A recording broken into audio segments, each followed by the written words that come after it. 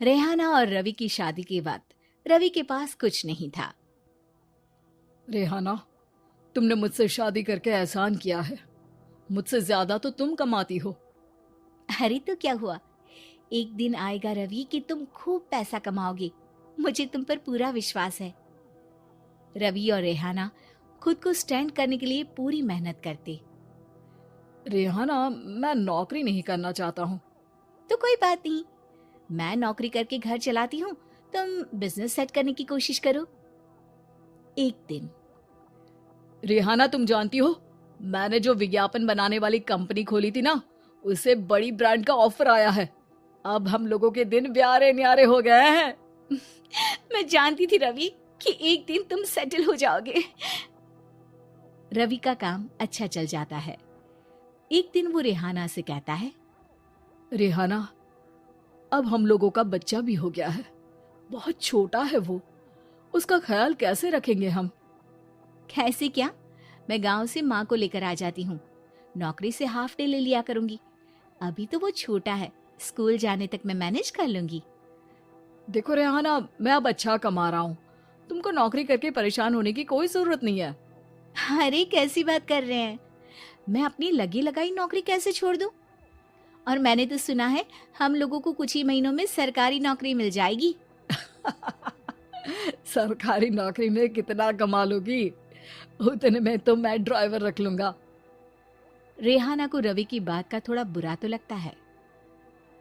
कम से कम मेरी नौकरी की इतनी बेइज्जती मत करो। भूल गए, इसी नौकरी के बदौलत तुमने अपना बिजनेस खड़ा किया है। अरे वो तो मैं किसी के भरोसे भी कर लेता। देखो, अपने बच्चे को संभालो, घर का काम करो। अब बाहर जाती तुम अच्छी नहीं लगती हो। रेहाना रवि के कहने पर नौकरी तो छोड़ देती है, लेकिन अब बड़े से घर में उसकी कीमत किसी नौकर से कम नहीं होती। एक दिन रवि का दोस्त आता है। भाभी, हम लोग तो आपको तब से जानते हैं जब से आप लोग शादी होकर इस शहर में आए थे। आपकी बदौलत ही सारा बिजनेस खड़ा हुआ है। ये किस्मत तो आप ही की है भाभी। हाँ हाँ भाई, हमारी मेहनत तो कुछ है ही नहीं। अरे होगी, लेकिन भाभी की किस्मत के आगे कुछ नहीं। दोस्त वहां से चला जाता है, लेकिन रवि का गुस्सा सातवें आसमान में होता है। देखा कैसे बोल रहा था? अरे बिल्कुल अच्छा आदमी नहीं है ये। कैसी बात कर रहे हैं आप? प्रशांत भैया तो बहुत अच्छे इंसान है रवि। कैसे उन्होंने हमारे मुश्किल वक्त में हमारा साथ दिया था। अरे था पैसा तो साथ दिया, नहीं तो कौन पूछता है? रवि का व्यवहार पैसा आते ही अलग हो गया। वो बंदे को बंदा नहीं समझता। घमंड से घिरे रवि ने तो एक दिन हद ही कर दी। रेहाना, मैं अब तुम्हारे साथ नहीं रह सकता हूँ। क्या क्या बकवास कर रहे हो रवि? क्या कहना चाहते हो? और क्यों नहीं रह सकते तुम मेरे साथ? देखो, मुझे कोई और पसंद है और उसने साथ रहने पर बस यही शर्त रखी है कि मुझे तुम्हें तलाक देना होगा। रेहाना, जो कि एक स्वावलंबी महिला थी, उसने बिना देर किए रवि को कह दिया, कोई इश्यू नहीं, मुझे पैकिंग में 4 दिन का वक्त लगेगा, लेकिन तब तक मैं तुम्हारे साथ नहीं रहूंगी। 4 दिन के लिए तुम कहीं और शिफ्ट हो जाओ, मैं घर से निकलूंगी तो बता दूंगी। रवि घर छोड़कर चला जाता है। रेहाना को दुख होता है, वो रोती है, लेकिन व्यवहार से स्ट्रांग रेहाना को पति के वापस आने का और उसे सबक सिखाने का पूरा भरोसा था। फिर एक दिन, अरे शुशिका, कब शादी करोगी तुम मुझसे? यार मैंने तो सोचा था तुम शादी से पहले मुझे विदेश लेकर जाओगे, महंगी कार दिलाओगे। अरे सब दिला दूंगा, लेकिन पहले मुझसे शादी तो कर लो। हाँ हाँ, क्यों नहीं। मैं कुछ दिनों के लिए अपने मम्मी पापा के पास जा रही हूँ और लोगों से अपनी शादी की बात करूंगी। अरे शुशिका, कैसे रहूंगा मैं तुम्हारे बिना? अब तो शादी ही होने वाली है हम लोगों की। शुशिका रवि को छोड़कर चली जाती है। रवि घर आता है, जहां रेहाना को ना पाकर उसे सब अजीब लगता है। घर तो रेहाना के बिना कुछ नहीं है। बच्चे की याद भी आ रही है। चलो एक वीडियो कॉल कर लेता हूँ। रवि रेहाना को वीडियो कॉल करता है, लेकिन रेहाना फोन नहीं उठाती। रात को सोते वक्त, मन कर रहा है मुन्ने को गले लगा लूं। चलो कोई ना, शुशिका से शादी के बाद मेरे और भी बच्चे होंगे। अगले दिन रवि ऑफिस जाता है जहां टीना खड़ी होती है। सर, आपने अपने नए ऐड के लिए मॉडल की रिक्वायरमेंट डाली थी ना, मैं उसी के लिए आई हूँ। रवि टीना को देखकर खुश हो जाता है। अब शादी हो गई है तुम्हारी? नहीं सर, बस अच्छा सा हैंडसम और अमीर लड़का देख रहे हैं मेरे मम्मी पापा।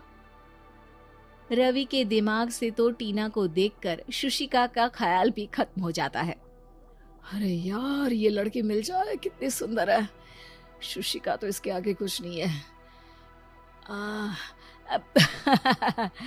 क्या तुम्हें ऐसा नहीं लगता कि मुझसे मिलकर तुम्हारी ये खोज खत्म हो गई है? आप तो 2 बच्चों की पापा लग रहे हैं। अरे नहीं नहीं, मेरी शादी तो हुई थी, लेकिन बीवी को किसी और से प्यार था, मुझे छोड़कर चली गई।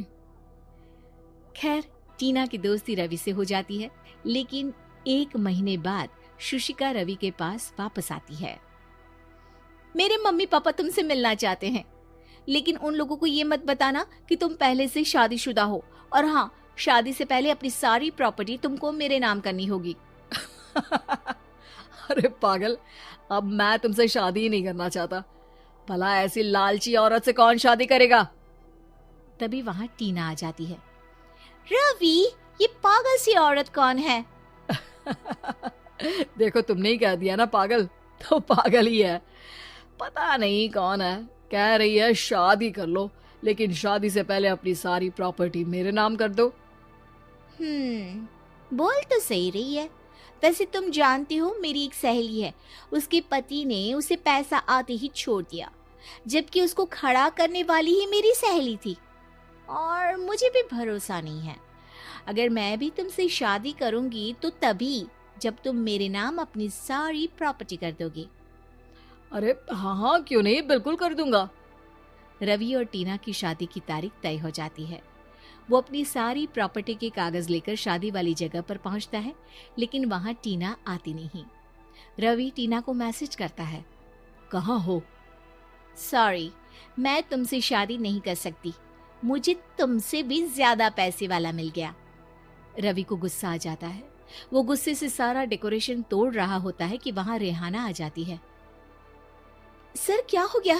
क्या डेकोरेशन पसंद नहीं आई आपको? तुम यहाँ क्या कर रही हो?